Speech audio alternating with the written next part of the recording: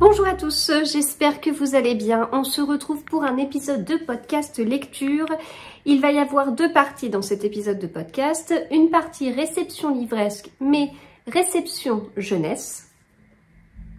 Voilà, c'est plus simple pour moi de caser ça dans cette partie-là parce que en général, les livres jeunesse, quand je les reçois, ils partent vite dans la chambre des enfants. Donc je vous en présente très peu en book haul. Donc voilà, là, il y aura un book haul jeunesse uniquement et Albin Michel jeunesse uniquement.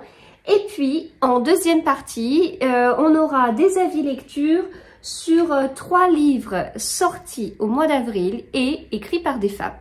C'est peut-être pas les seuls livres qui vont sortir au mois d'avril écrits par des femmes que je vais lire, mais on rassemble tout ça dans un épisode avec des livres que j'avais très hâte de lire. Donc je vous en parlerai. On va partir dans des univers assez différents.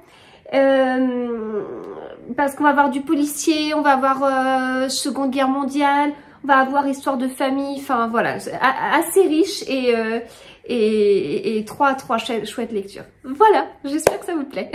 Donc, on commence avec un petit colis d'Albin Michel jeunesse. Je remercie énormément Adeline. Voilà, si tu passes par là, merci. Alors, nous avons reçu ce livre, Magique Péri, un bébé chez les sorciers de Fabienne Blanchu et Ariane Delrieux. Le nom de ces autrices me parle, alors c'est peut-être autrice et illustratrice, mais Fabienne Blanchu, ça me parle totalement, Ariane Delrieux aussi. Je peux pas vous dire ce que j'ai lu d'autre, ce qu'on a d'autre à la maison, mais voilà, ça me parle. En fait, dans les livres jeunesse, je fais plus attention à la maison d'édition, à la série, parce qu'il y a quand même pas mal de séries avec plusieurs tomes. Je fais plus attention à ça qu'aux auteurs, alors que sur un livre adulte, l'auteur a beaucoup d'importance. Voilà, c'est rigolo. Bah, ça va plaire totalement à ma dernière, qui est en CP et puis qui dévore les livres. Voilà. Le 8e tome d'Arnaud, le valet de Nostradamus, au service du dauphin. Ça, ma grande en est totalement fan. C'est une série qu'elle suit depuis le début. Donc maintenant, elle est grande, elle est un peu plus grande que pour cette série, mais elle continue à beaucoup aimer. On n'a jamais trop mis mon fils dessus, ça pourrait lui plaire aussi, je pense. Puis ma dernière, elle continuera sans souci à lire cette série, je pense. Mais voilà, donc là, Arnaud, ça fonctionne super bien à la maison. Et puis, 2 autres livres. Ce qui m'attend dans le noir, de Delphine Bertolon. C'est un thriller. C'est un thriller, j'aime beaucoup. Avec différentes écritures comme ça. Alors, d'un côté, il y a Ali, 16 ans, dont l'appartement vient d'être cambriolé depuis. Elle est plongée dans l'angoisse. De l'autre, il y a Shark, qui dévore la jeune fille des yeux. Jusqu'où sera-t-il prêt à aller pour entrer dans sa vie? Et celui-ci, La clé de l'amitié, de Kelly Yang. J'adore la couverture. Je le trouve trop beau. Je le trouve trop beau. Alors, Mia Tang est une jeune adolescente comblée. Ses parents sont les heureux propriétaires du motel Calivista et elle-même s'occupe de la réception avec sa meilleure amie Loupe. Mais un nuage noir plane sur ce bonheur nouveau. À l'approche des élections, une vague d'intolérance à l'égard des immigrés clandestins déferle sur la Californie. À l'école comme au motel, Mia va avoir besoin de toute sa détermination pour surmonter les nouvelles épreuves qui se présenteront à elle et qui la toucheront parfois de très près. Là, on est totalement dans ce que ma grande aime. Donc voilà, c'est chouette parce qu'en fait, elle a, là comme vous savez, on a déménagé et puis on n'a pas encore tout installé, mais l'un des premiers trucs qu'on a installé dans les chambres des enfants, c'est leur bibliothèque et du coup, dans la chambre de ma grande, on a installé ces bibliothèques un peu différemment, ce qui n'est pas illogique, hein. La chambre étant différente, on les a installées un peu différemment par rapport à ce qu'elle avait avant et du coup, sa palle, elle l'a mise à un autre endroit. Et elle était super contente parce qu'elle trouvait ça beaucoup plus visible en fait. Et elle trouvait que là où c'était, ça lui convenait beaucoup mieux. Elle le voyait mieux. Et du coup, génial. elle a tapé dedans. Et elle en a lu plein. C'est pour ça qu'en ce moment sur mon compte Instagram, il y a pas mal d'avis lecture de sa part, parce qu'elle en a lu plein, il y en a beaucoup qu'elle a vraiment bien aimé. Et donc là, il y a pas très longtemps, elle me dit, maman, c'est quand le prochain salon? Parce que là, j'ai quand même pas mal lu et j'aimerais bien lire autre chose. Et voilà, donc écoutez, ça tombe extrêmement bien. Ça tombe extrêmement bien. Merci Adeline et Albin Michel. Alors, nous allons parler de ça. Ça, ce sont des petits pavés. Ce sont les livres que j'ai lus. Je les ai tous les 3 lus pendant le week-end de Pâques, mais je n'ai pas lu que ça. Alors, j'ai commencé avec Le chaos dans nos veines de Cécile Cabanach, que j'ai fait traîner. J'ai une grosse semaine d'événements littéraires. Quand il y a des événements littéraires, je ne lis pas le soir. Enfin, en fait, mon moment de lecture, c'est principalement le soir. Hein. Je suis comme tout le monde, je travaille en journée. Hein, j'ai pas le temps en journée de lire. Et puis en revanche, le soir, je regarde pas la télé. Donc je lis le soir. Et donc quand je vais à un événement littéraire, je lis pas le soir. Voilà. Donc là, c'est vrai que je l'ai fait un peu traîner à cause de ça. Mais bon, je vais vous en parler après, hein. Ça n'a pas empêché que j'ai beaucoup aimé ce livre. Donc, Le chaos dans nos veines, c'est de Cécile Cabanach chez Fleuve. Après, bon, j'ai lu autre chose, mais je vous en parlerai plus tard. Ensuite, je suis passée à celui-ci que j'ai lu le dimanche de Pâques, Un air d'éternité de Clarisse Sabar chez Charleston. J'ai reçu la box samedi midi et le lendemain, je le lisais, quoi. Ça m'a fait tout mon dimanche. C'est trop bien. Bon, je vous en parle après, mais cette couverture, juste cette couverture, les couleurs et tout, je suis trop fan. Et puis, j'aime beaucoup aussi la couverture, mais parce que ça m'évoque tellement de choses. C'est celui-ci, La mariée portait des bottes jaunes de Catherine Pancol. J'ai les yeux jaunes des crocodiles et la valse lente des tortues en format poche. En revanche, j'ai les écureuils de Central Park sont tristes le lundi en grand format et donc voilà avec plein de petites couleurs et tout pareil. Donc celui-ci, je l'ai lu le lundi de Pâques. Voilà, donc on est sur un gros pavé, hein, on est vraiment sur un gros pavé. De toute façon, ce sont trois bons livres assez costauds, mais écoutez, je les ai tous les 3 aimés, donc on va en parler.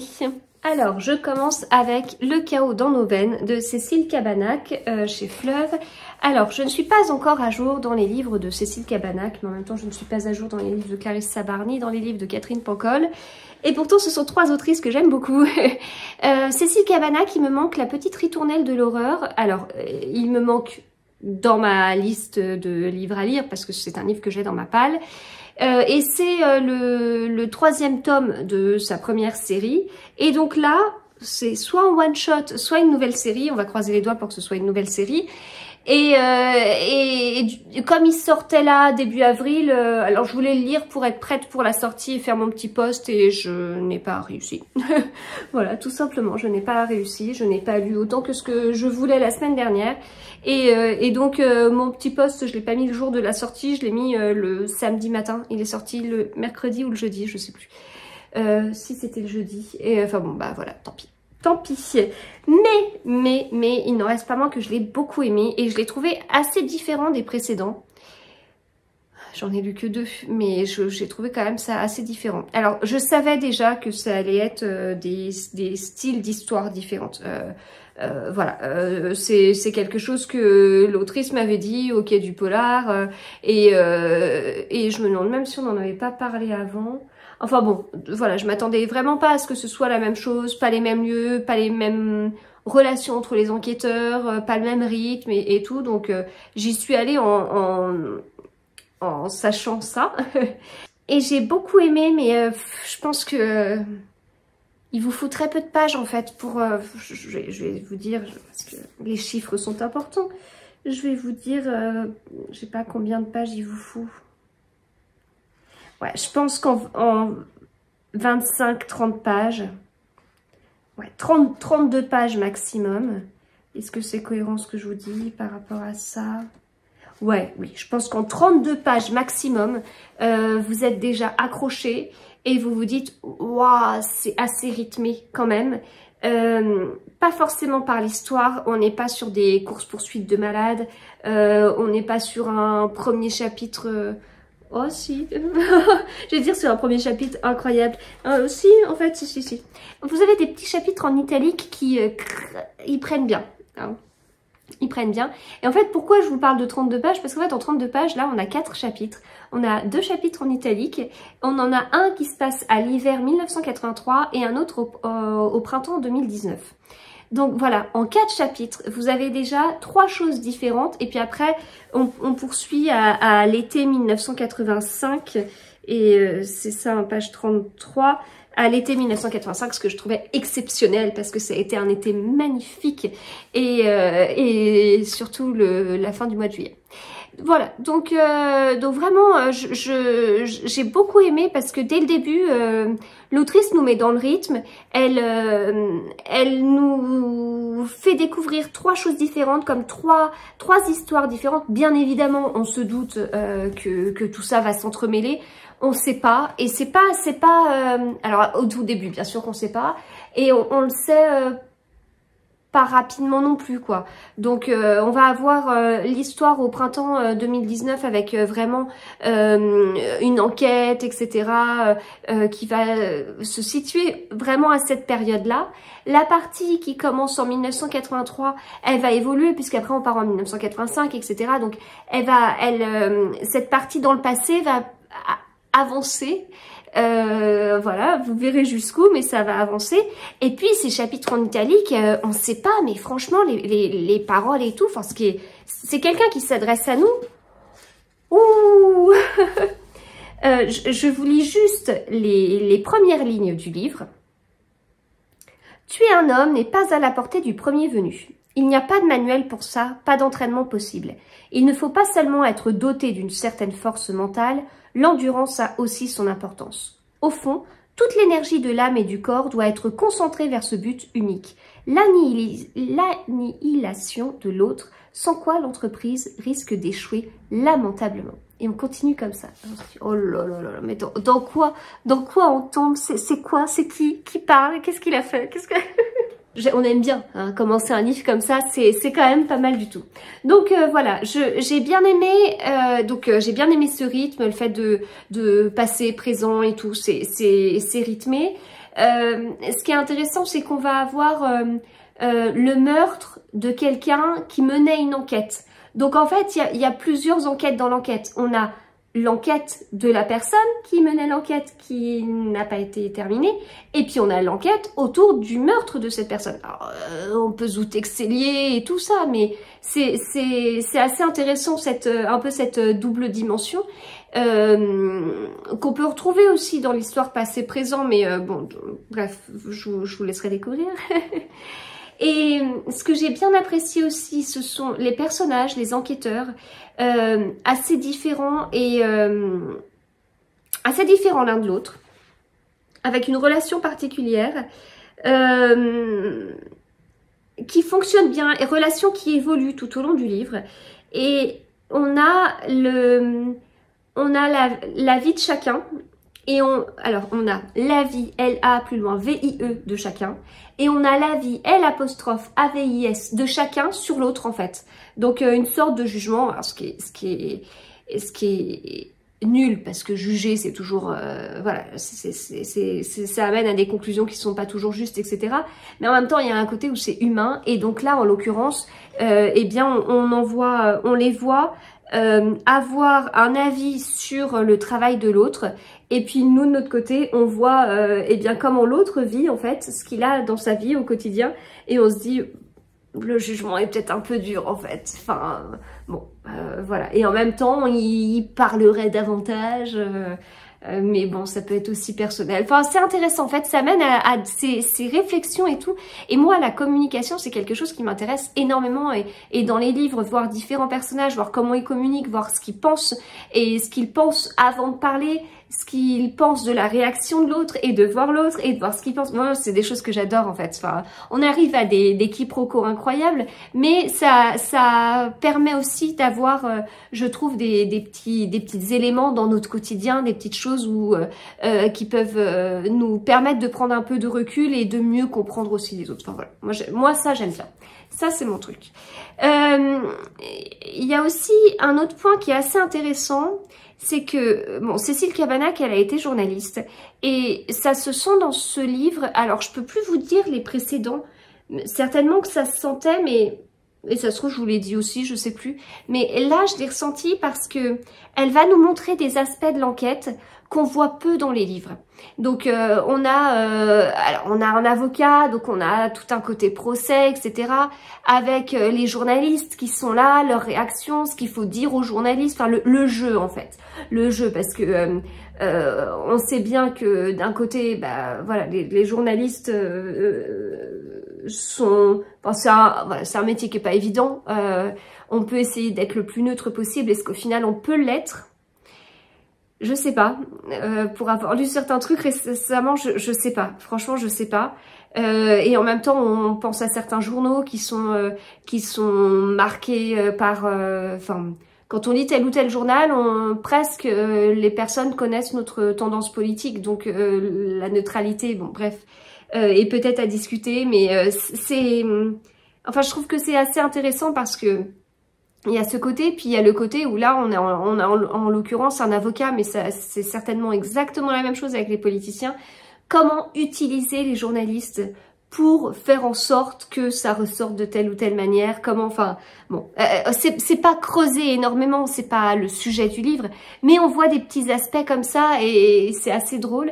Et puis, ce que j'ai beaucoup aimé aussi, c'est que, en fait, forcément, un journaliste fait un bon auteur de romans policiers. C'est comme ce que je vous avais dit avec Alexis Leibsker.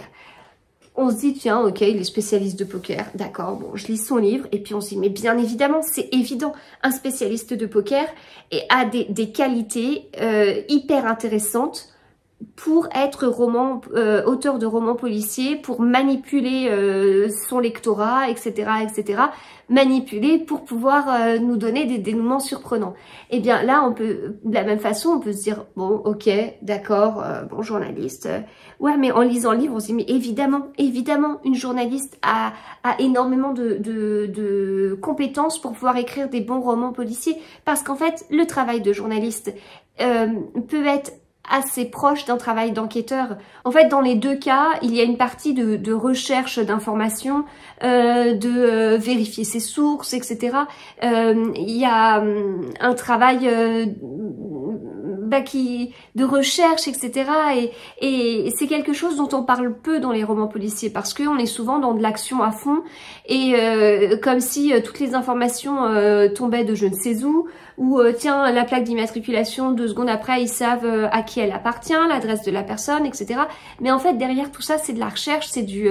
il y a bien quelqu'un qui a dû faire appel à un logiciel, passer tel ou tel coup de fil, et puis après, rechercher les anciennes affaires, les articles de journaux de l'époque. Enfin, voilà, bon, il y a plein de choses comme ça, et... pareil, c'est pas l'objectif premier du livre, c'est pas ce qui est mis le plus en avant, mais il y a ces petites parties-là. Et on voit notamment l'un des personnages qui dit, bah, pour certains, être policier, c'est être sur le terrain et y être tout le temps.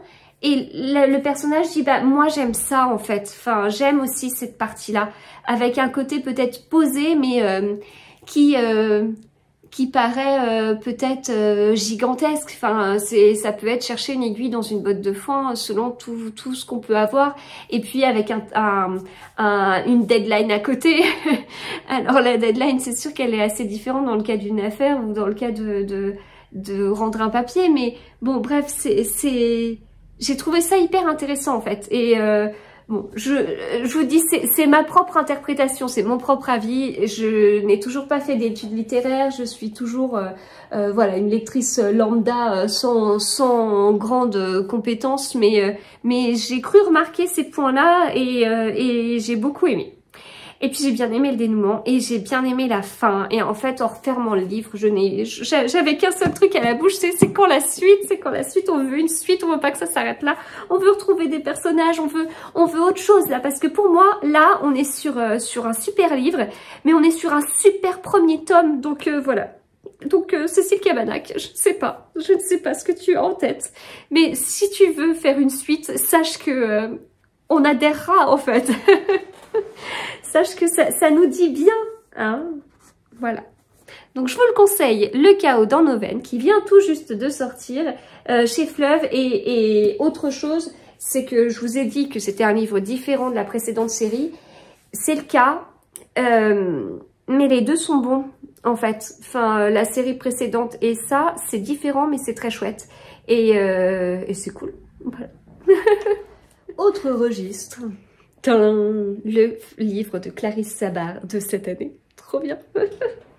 Ah, ça fait partie des auteurs que j'apprécie. L'année dernière, c'est vrai que j'avais 3 livres phares que je pouvais retenir de mon année de lectrice Charleston. Il y avait le livre de Marie Vareille, le livre de Clarisse Sabar et le livre de Julien Rampin. 3 auteurs totalement différents, mais qui écrivent tellement bien. Et donc là, Marie Vareille ne sort pas de livre cette année, mais Clarisse Sabar et Julien Rampin, si. Je les attendais avec beaucoup d'impatience, d'autant plus que j'ai eu des petits soucis de réception de livres de chez Charleston. Et donc il y a des livres que j'ai pas reçus et donc j'avais la trouille, en fait. J'avais la trouille de pas les recevoir. Bon, Julien Rampin, son livre n'est toujours pas arrivé, donc on ne sait pas. Mais celui-ci, celui de Clarisse, est arrivé en plus dans une magnifique box. Vraiment le travail de fou qui a été fait pour... autour de ce livre et tout, c'est génial. Enfin, j'en ai qu'une petite partie à l'intérieur du livre, mais que je garde là précieusement avec une photo à l'envers, des petites photos, marque-page parce que c'est également en même temps la sortie du Souffle des rêves au format poche. Alors c'est celui que j'ai lu l'année dernière. Si vous voulez le savourer, si vous voulez le trouver encore plus incroyable, encore plus exceptionnel, lisez avant La femme au manteau violet. C'est pas une suite, mais celui-ci, Le Souffle des rêves, est encore plus puissant une fois qu'on a lu avant La femme au manteau violet. C'est génial. Et puis, donc voilà, ça c'est le marque-page du livre de cette année, avec d'anciens livres de Clarisse Sabar dans ses éditions trop belles, les couverts sont magnifiques. Et puis, il y avait aussi une carte, une sorte de carte postale, un air d'éternité Clarisse Sabar, avec un petit mot de sa part imprimé derrière. Je trouve ça toujours extra, en fait. Et puis, mon livre est arrivé dédicacé et j'en suis extrêmement contente. Voilà, voilà, voilà. Donc, ce livre, je l'attendais. Donc, si j'attends un livre, si je connais l'auteur et que je sais que ça me plaira, mais en fait, c'est le cas pour Cécile Cabanach et c'était le cas pour Catherine Pancol, je ne lis rien de la 4e de couverture. Je ne savais pas où je partais. J'en avais un peu entendu parler parce que je savais que Clarisse Sabar, cette année, écrivait un livre qui se passait dans le Berry. Ça, oui, ok, mais alors le reste, rien du tout. Je vous avoue que mes yeux sont tombés sur la Seconde Guerre mondiale juste en retournant le livre, mais c'est tout. C'est tout, c'est tout, c'est tout. J'en savais pas plus. D'ailleurs, 4e de couverture avec la petite citation de Lisez en moi, qui est Fanny. Fanny, une de mes copines d'événements littéraires. Je veux dire ma copine d'événements littéraires. Coup de cœur pour cette histoire familiale, pleine d'humanité, de bienveillance et d'amour. Et il y a d'autres avis de lectrice Charleston de cette année. Voilà. Ici, à la fin du livre, vous avez quelques avis. Et d'ailleurs, mon introduction est très longue, mais le petit mot de Clarisse, il est aussi repris ici. Voilà. Donc, ce livre est un pavé. Un peu moins de 500 pages. Je croyais que c'était plus. C'est presque un pavé. Je l'ai dévoré. Je l'ai dévoré en une journée. J'ai adoré. J'ai adoré. C'est... En fait, c'est pas parce que j'attends un livre que c'est gagné d'avance. Enfin, j'ai envie de dire, c'est l'inverse. Si j'attends un livre, je vais être encore plus exigeante et je peux être facilement déçue parce que j'aurais mis la barre super haut. Donc, ce qui est embêtant, hein, parce que c'est le cas d'auteurs. Enfin, je vous dis, je pense notamment au Virginie Grimaldi là qui va sortir. J'ai des attentes de fou en fait. Enfin, donc plus ça va, plus j'adore, plus cette barre elle monte et plus ça peut être difficile à atteindre et plus il y a un risque que j'adhère pas ou je sais pas. Enfin, je m'agace à être comme ça, mais bon, écoutez, je suis faite ainsi. Donc j'y vais sans savoir de quoi ça parle, avec cette attente de monstre. Et j'ai adoré, j'ai été prise dans l'histoire. C'était tellement facile d'entrer dans le livre. On est sur une double temporalité. De toute façon, Clarissa Barr, elle a un côté de Lucinda Riley à la française, en fait. Et ce qu'elle écrit, pour moi, est très fort. Et elle a une écriture que j'aime énormément. Et donc, elle est sur une double temporalité où on a des passages qui se passent dans le présent. Donc là, le présent, c'était été 2018. Le présent chez Cécile Cabannac, c'était printemps 2019. Là, le présent, ce sera 2010. Et donc, pendant l'été 2018, on suit notamment Lisa et la famille de Lisa. Lisa, elle est maman célibataire d'un Tim, j'allais dire un petit garçon, mais il grandit. Sa maman, bah, c'est un petit peu compliqué avec elle. Voilà. Un petit peu compliqué à la fois entre elle et sa mère et à la fois entre son grand-père, le père de sa mère et sa mère. Et on suit également du coup le grand-père de Lisa. Et en fait, le grand-père de Lisa, il fait des travaux chez lui. Et ça commence à être un peu dangereux et tout, puis ça le stresse en fait. Il en a des soucis physiques, des soucis de santé. Et Lisa, voyant ça, lui dit « Non mais écoute, je vais te recueillir à la maison, c'est pas grave, tu dors à la maison le temps des travaux. » Et voilà. Sauf qu'en fait, elle lui a pas dit sur le moment, mais elle était obligée de lui dire à un moment donné que elle recevait aussi sa mère. Mais ça faisait plusieurs années, 8 ans je crois, de mémoire, qu'ils s'étaient pas parlé. Ah, voilà. Donc, bon, elle a mis un peu de temps avant de lui dire. Elle l'a dit, mais ça a été un peu long. Ça l'a travaillé un petit peu, quoi. Et donc, voilà. Bon, il y a des histoires, il y a des histoires. Pourquoi ils se parlent plus. Et puis, en fait, à un moment donné, dans ses travaux, bon, je vous dis pas comment. C'est écrit dans la 4e de couverture, mais je vous dis pas comment.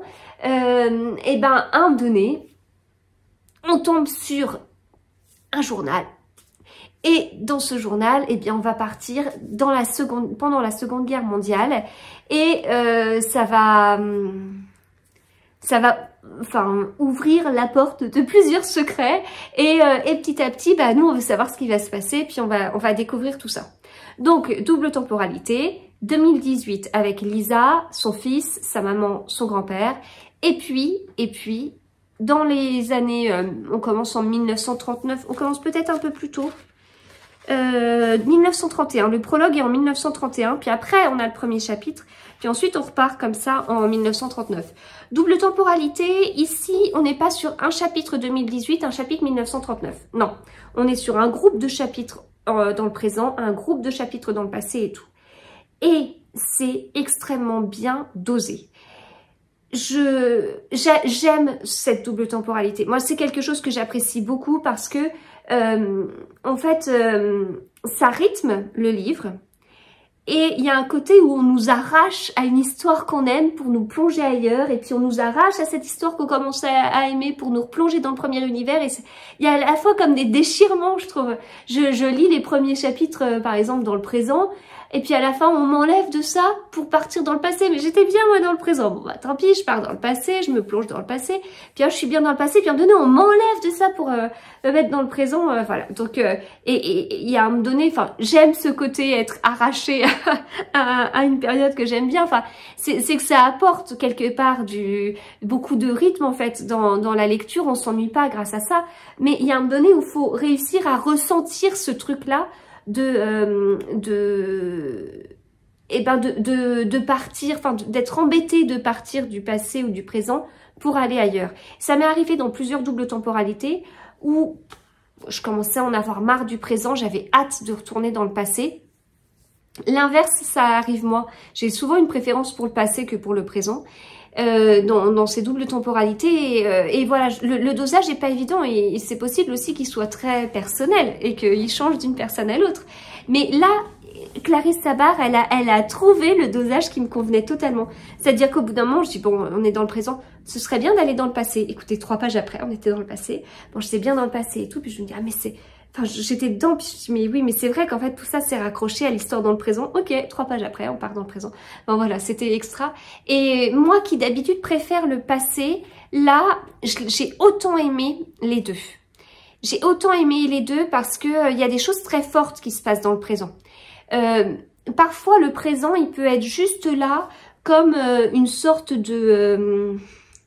je vais pas dire inutile, mais l'utilité du présent, parfois c'est juste d'emmener des personnages à découvrir le passé. Et donc dans ces cas-là, il se passe pas grand-chose et il y a du blabla jusqu'à ce que... alors ça peut être plein de choses, ça peut être un carnet qu'on lit, ça peut être une histoire que quelqu'un nous raconte, etc. Et puis genre quelqu'un nous raconte l'histoire, paf, il est interrompu. Il se passe des choses mais qui sont sans grand intérêt et on attend vite que les personnages se retrouvent à nouveau pour que l'histoire, pour qu'on continue à lui raconter l'histoire. Enfin, des fois je trouve qu'il y a un peu ce côté où le présent peut être un peu vide. Là c'est pas le cas, parce qu'en fait Clarisse Sabart va aborder des thèmes très forts dans le présent et c'est très bien. Voilà. Donc extrêmement bien, coup de cœur, vraiment très très bon, très très bon. J'ai rien à en dire. Encore un excellent livre. Bon, je me répète pour la couverture. Et puis, je remercie aussi les éditions Charleston pour ce dos. Parce que là, on est sur un jaune moutarde, jaune orangé. Et j'en ai pas dans ma bibliothèque. Et moi qui range mes Charleston dans l'ordre de l'arc-en-ciel, ça n'a pas de sens ce que je dis, mais moi qui range mes Charleston pour avoir un semblant d'arc-en-ciel, et ben cette couleur-là, ça va m'être extrêmement utile pour bien joindre le jaune au orange et partir sur le rouge. Donc voilà, je vous le conseille, il est trop bien, il est trop bien, il est trop bien. Un air d'éternité de Clarisse Sabart. Et je termine avec cette brique. Alors là, ouais, là on est vraiment sur une brique 750 pages. 750 pages de Catherine Pancol. La mariée portait des bottes jaunes. C'est un livre que j'avais vraiment très hâte de lire et en même temps, une petite appréhension. Alors là, j'avais pas... Enfin, oui, j'avais des attentes, mais un peu différentes. Parce que Catherine Pancol, ce que j'ai adoré avec la trilogie oh, je sais déjà plus, le crocodile, les yeux jaunes du crocodile, la tortue, les écureuils et tout, cette trilogie que j'ai adorée, je l'ai adorée il y a 13 ans. En 13 ans, j'ai changé, j'ai lu beaucoup d'autres choses. Et est-ce que la magie allait réopérer? Est-ce que moi, mes goûts littéraires qui ont évolué me permettraient quand même d'apprécier ce livre? Est-ce que Catherine Pancol écrit de la même façon que ce qu'elle écrivait avant? Et parce qu'elle aussi, elle a pu évoluer dans son écriture. Enfin, voilà, un peu des interrogations en fait. J'avais très envie d'aimer et en même temps, petite appréhension. Et cette petite appréhension, elle n'a pas disparu après les premières pages. J'avais oublié qu'elle avait une écriture très particulière. Et elle s'amuse en fait. Elle s'amuse dans son écriture. On est quand même sur une écriture d'un haut niveau. Enfin, voilà, elle écrit extrêmement bien. Mais il y a ce petit truc où j'ai eu besoin, moi, d'une petite phase d'adaptation. Et c'est marrant parce qu'en lisant, je me suis dit, mais c'est vrai que dans Les yeux jaunes des crocodiles, j'avais eu aussi cette petite phase d'adaptation. Je crois même que j'avais commencé le livre, j'avais dit, je laisse de côté, je l'avais repris peut-être 2 mois après, et là, ça l'avait totalement fait. En fait, dans son écriture, voilà, il y a plusieurs choses. Il y a déjà, ça peut être un peu lié aux personnages, parce qu'elle a des personnages, notamment des enfants, qui sont super mûrs pour leur âge. Donc ça peut faire un peu bizarre parce qu'on peut avoir des réflexions d'enfants qui surprennent, mais ça va avec le jeu. Elle a un côté... elle peut avoir et mettre en scène des choses très réalistes et en même temps ajouter des trucs un peu loufoques. Je ne vais pas dire de la science-fiction non plus, mais des choses qui sont trop gros pour être vraies, mais c'est pas grave en fait. C'est pas grave et on le prend comme ça et c'est très bien. Là, dans son écriture... on va commencer à suivre un personnage, on commence à le suivre, on est à la première personne sur une page. Le reste du chapitre se termine à la 3e personne, on parle toujours de ce personnage. Voilà, il y a un côté où il faut être globalement concentré. Et là, sur les toutes premières pages, elle introduit ces personnages, notamment elle en a introduit 4. Un par paragraphe, mais par moment je me suis dit, est-ce que là je suis bien sûre, enfin... j'ai commencé à voir cette construction, puis après je me suis dit c'est peut-être pas ça, j'ai eu un petit doute et voilà. Donc au début une sorte d'adaptation, mais voilà, une adaptation sur quelques pages. On parle d'un livre de 750 pages. Une fois que cette adaptation est faite, c'est parti, je l'ai dévoré. Je l'ai lu extrêmement vite. J'ai été à quasiment 100 pages par heure, ce qui n'est pas du tout habituel pour moi. Je lis beaucoup moins que ça, surtout que j'étais en train de tricoter en même temps. Je lis pas aussi vite d'habitude. Bon, j'ai lu en une journée, donc bon, 750 pages, 100 pages par heure. Vous vous dites, waouh, elle a lu autant de temps. Bah ouais, j'ai lu autant de temps et ça m'a fait beaucoup de bien. J'ai aussi beaucoup aimé ces débuts de chapitres. En fait, c'est découpé par chapitre, donc globalement, voilà, on n'est pas sur des chapitres courts, ils sont pas trop longs non plus. En même temps, j'ai envie de vous dire, je me suis pas arrêtée dans ma lecture, donc je peux pas vous dire si c'était pratique ou pas de s'arrêter à la fin d'un chapitre. Et bon, du coup, il y a quand même quelques pages blanches, donc on n'est pas non plus sur du 750 pages pile, parce qu'en fait, on finit le chapitre avant, on a une page blanche, on a cette page avec quelques mots, et puis on a une page blanche et le chapitre commence là. Ces quelques mots, ils sont extra. Et en fait, de la même façon, on commence à avoir cette construction, puis après on s'y habitue et on a hâte. Au début, c'est un peu surprenant, mais après on s'y fait et c'est très très chouette. Donc là, en fait, en l'occurrence sur cette tête de chapitre, c'est mis « Une nuit, ils habitaient encore le lotissement. India écoutait derrière la porte entrebâillée de la cuisine. Pendant le dîner, on avait fêté ses 8 ans. 3 petits points. » Alors, parfois, là, on a les 3 petits points. Parfois, ça continue par le début du chapitre suivant, continue par 3 petits points et finit la phrase qui était commencée. Des fois, c'est pas comme ça. Mais en fait, c'est au lieu de nous mettre chapitre 1, au lieu de nous mettre une citation, un titre de chapitre, non. Elle nous met un petit résumé de ce qui va se passer dans le chapitre. Oh, on se dit, mais elle est en train... Catherine Pancol nous spoil son livre. Oui, mais c'est bien dosé. Elle fait exprès de ne pas nous en dire trop. Et en même temps, elle nous dit des choses. Hein. Enfin, c'est pas que un teasing. C'est pas... vous vous doutez pas de ce qui va se passer. Non, non, non. C'est dans ce chapitre, on a tel personnage qui fait ça. Tel personnage part. On se dit quoi, il part? Non, mais c'est pas possible. Enfin, voilà. C'est très drôle, en fait. Je trouve ça très drôle. Parce qu'effectivement, dans un chapitre, on peut suivre plusieurs personnages. Et globalement, je sais pas si on peut vraiment parler d'un roman choral, mais on va jongler entre plein de personnages. Et parfois plusieurs chapitres d'affilée. Et là, j'ai vraiment retrouvé ce que j'avais aimé justement dans la fameuse trilogie dont je vous parlais. C'est ce côté où on va suivre vraiment des personnages qui au départ nous paraissent totalement secondaires et qui en fait pas du tout. Donc à un moment donné, paf, on nous met 2-3 chapitres avec ces personnages. Ah, du coup, on commence à bien les connaître et tout. Puis bah, une fois que ça a eu lieu, bah, c'est bon, on passe à d'autres personnages, etc. C'est très bien fait et c'est pas toujours très... logique, et c'est pas marqué, c'est pas un personnage par chapitre, on change de chapitre, on change de personnage. Non, parfois au sein d'un chapitre on a plusieurs personnages, ou alors on a plusieurs chapitres d'affilée avec le même personnage. Voilà, mais il y a un côté pas toujours très carré. Et c'est chouette, et c'est une matheuse qui vous dit ça, mais c'est chouette, voilà. Alterner la narration à la première personne et la troisième personne. Avoir ces alternances qui sont pas carrées, qui sont pas... Eh ben, c'est chouette. Et en fait, elle nous emmène dans cet univers. Je veux dire, c'est peut-être le meilleur moyen pour moi de couper du quotidien. Et voilà, je me suis laissée porter. Et elle m'a amenée où elle voulait, et voilà. Et en fait, vu comment ça se finit, c'est ce que je disais à mon mari hier.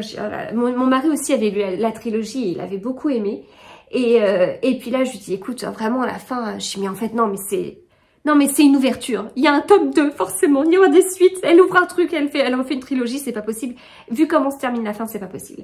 Donc on est à nouveau avec une famille. Comme je vous dis, parfois un peu avec des traits tellement gros que c'est trop gros pour être vrai, mais c'est pas grave. Et à côté de ça, parfois et parfois et même la plupart du temps, des situations d'une justesse, des réflexions, des phrases. Alors certes, si les personnages parlaient comme ça dans la vraie vie, ils auraient un très beau langage, ils parleraient extrêmement bien, et c'est peut-être peu vraisemblable. Mais c'est le cas déjà dans beaucoup de livres, et c'est vraiment des belles paroles. Moi, j'ai relevé des très belles citations des très beaux passages. J'aime beaucoup et en fait, j'en ai tiré beaucoup. Parce que comme on suit beaucoup de personnages, on a beaucoup de situations différentes. On a aussi ce cas, ce que je vous disais avec Cécile Cabannac, où on a un personnage qui ressent ça pour l'autre, et puis l'autre personnage qui ressent ça pour le premier, et ils le savent pas forcément parce qu'ils se le disent pas, mais on a les pensées de l'un l'autre, on a l'interprétation des actes par l'autre, etc. Et c'est hyper intéressant, et pour moi tout ça c'est très très enrichissant.